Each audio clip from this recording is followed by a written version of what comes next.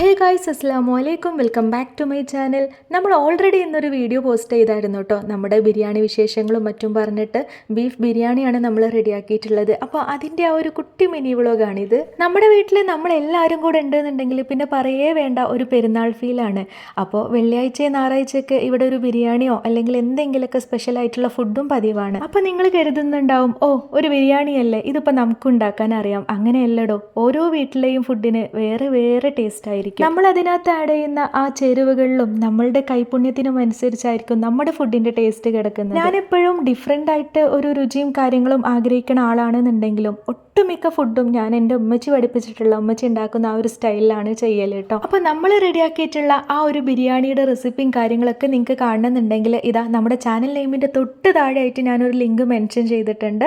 അതങ്ങ് പോയി ക്ലിക്ക് ചെയ്താൽ മതി. നിങ്ങൾക്ക് ലോങ് വീഡിയോ ആയിട്ട് ഇരുന്ന് അങ്ങ് കാണാം. അപ്പോൾ അത്രയ്ക്കുള്ളൂ. വീഡിയോ ഇഷ്ടപ്പെട്ടാൽ ലൈക്ക് ചെയ്യുക.